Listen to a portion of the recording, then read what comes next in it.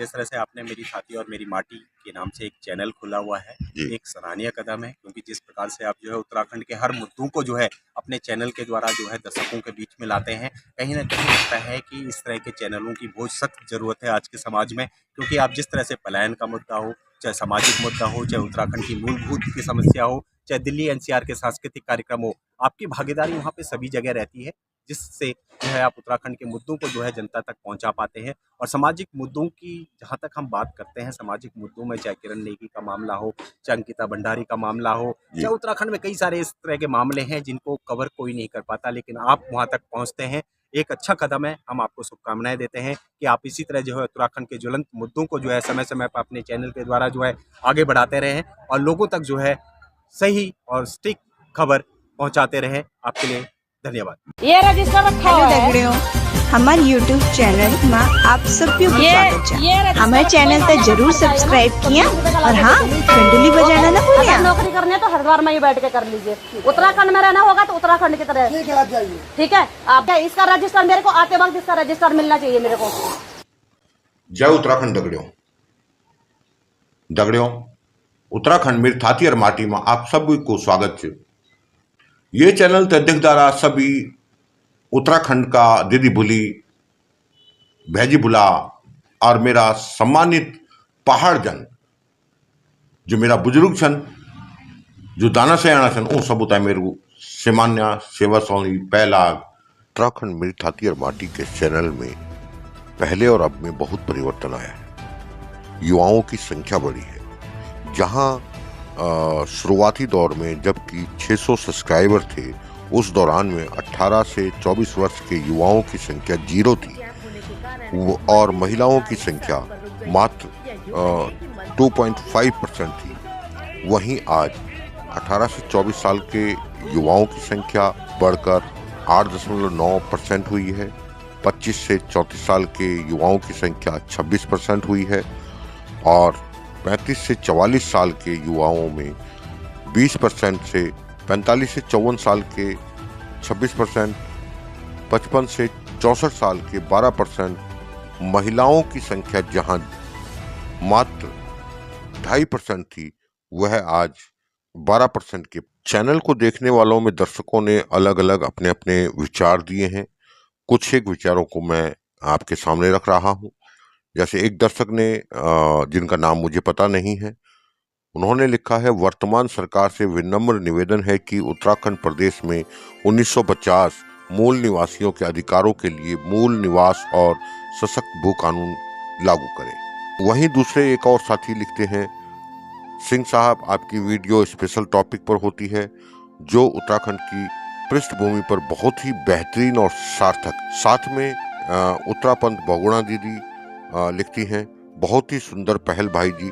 यदि सबसे पहले अपने क्षेत्र से ही भ्रष्टाचार पर धरपकड़ होगी तो गांव तो क्या राज्य भी सुधर जाएगा। आशीष ममगाई जी लिखते हैं, कोहली जी हृदय से राम राम।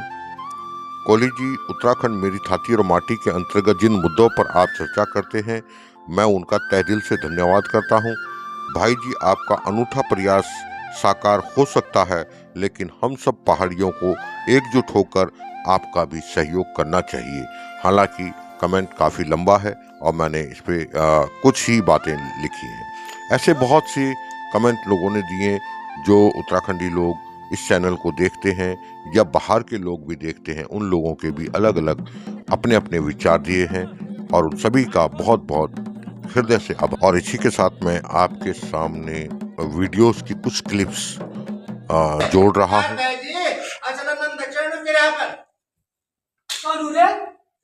पूरा पर क्या भंगुरी जमेंगे जगह नहीं चुका। अरे यार पंडित जी दिमाग तो खराब ही हो गया यार। ये राज्य बन से हमने भुला कुछ नहीं मिले भुला मेरी छुरी तो पानी मना कर नारा अब इनकारा क्यों नारू ने अपने पुड़ू भी भाड़ा और यूं नारू ने इलाज बितारा। सबसे बड़ा दुर्भाग्य ये है कि जब हमारा अपना राज्य बना है उस अपने राज्य में हम और गर्त में जाते जा रहे हैं, वो बड़ी संकट है। परिवर्तन अपना हाथ में भी हो तो 400 वोटर में अगर वो 4 वोटर प्रधान घूमना चल गया तो वो कुछ सुविधा प्रदान दे कुछ बिल्कुल ये सब क्षतिग्रस्त है। प्रधाना का मामला में इन आदमी का चुने जैन चुनो कि जैन पूरा गाँव में निष्पक्ष ढंग से सारी चीजों की व्यवस्था सही रखना। जब तक हम लोग इसी तादाद में पहाड़ में बैठी हुई सरकारों को ये न जता पाए कि हम लोग अभी भी जिंदा हैं, ये उत्तराखंडी आज भी जिंदा है। जिन उत्तराखंडियों ने अपना पहाड़ खुद अपने दम पे लिया, उसमें कोई नेता नहीं था, उसमें कोई नेता नहीं था, सब पहाड़ी थे। उन सब पहाड़ियों ने मिलकर उस उत्तराखंड को लिया था।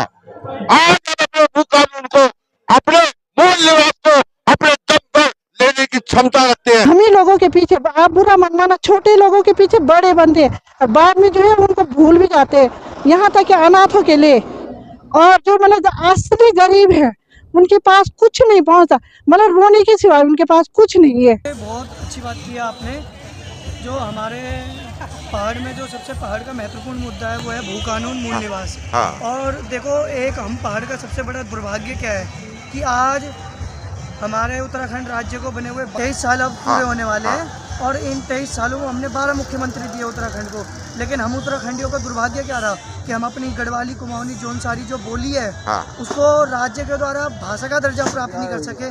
तो इससे ज़्यादा हम उत्तराखंडियों के दुर्भाग्य क्या हो सकता है। कहीं भी अगर कार्यक्रम होते हैं तो हम उत्तराखंडी लोग एक को नाचने पहुंच जाते हैं। तो मैं केवल यही कहना चाहूँगा कि केवल ढोल बजाने से और केवल गाना नचना से हमारे रीति रिवाज अगर नहीं बढ़ने वाला ही।